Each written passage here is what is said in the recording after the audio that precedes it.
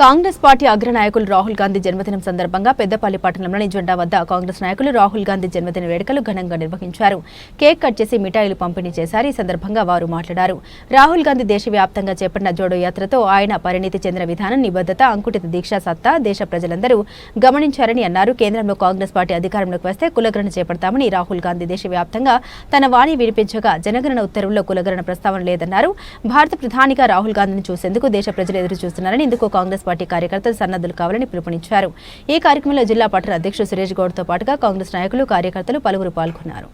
ఈరోజు పెద్దపల్లి పట్టణ కాంగ్రెస్ ఆధ్వర్యంలో కూడా స్థానిక ఎమ్మెల్యే చింతకుంట విజయరామరావు గారి ఆదేశాల మేరకు మన వాయు భారత ప్రధాని కాబోయే ప్రధాని రాహుల్ గాంధీ గారి 54వ జన్మదినాన్ని పురస్కరించుకొని ఈరోజు పెద్దపల్లి చెండా చొరవ కేక్ కట్ చేసి ఆ దేవుడు ఆయనకు ఆయుర్వేదాలతో ఉండాలని చెప్పి మా కాంగ్రెస్ పార్టీ తరఫున మరియు ఈ కార్యక్రమానికి విచ్చేసిన మాజీ కౌన్సిలర్లు, కాంగ్రెస్ పార్టీ నాయకులు, అనుబంధ సంఘాల నాయకులు అందరికీ పేరు పేరిన వారికి మరోసారి కృతజ్ఞతలు తెలుపుతున్నాం.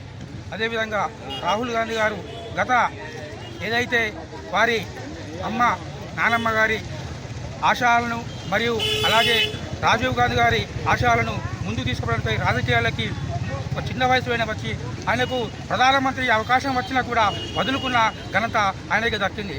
అంతేకాకుండా ఈరోజు దేశంలో కూడా కాంగ్రెస్ పార్టీ ముందుకు పోవడానికి కొరకై ఆయన ఒక గొప్ప నిర్ణయం తీసుకొని కొన్ని వేల కిలోమీటర్లు భారతదేశం మొత్తం భారత్ జోడో యాత్రను నిర్వహించి మన రాష్ట్రంలో కూడా తెలంగాణ ప్రభుత్వంలో కాంగ్రెస్ పార్టీ రావడానికి కొరకు ఎంతో దోహదపడింది.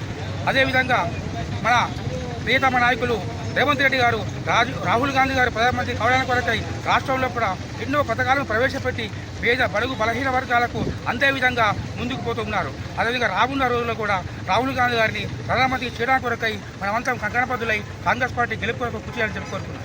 రాహుల్ గాంధీ గారి 54వ జన్మదినం సందర్భంగా వారికి జన్మదిన శుభాకాంక్షలు తెలియజేసుకుంటూ, వారు ప్రతిపక్ష నాయకునిగా భారతదేశంలో కీలక పాత్ర పోషిస్తూ భారతదేశ ప్రధానికి కానీ భారత ప్రభుత్వానికి కానీ పలు సూచనలు చేస్తూ వారు ఇంకా ముందుకు ఎదిగి రానున్న రోజుల్లో ప్రధానమంత్రిగా కావాలని మనస్ఫూర్తిగా కోరుకుంటున్నాం.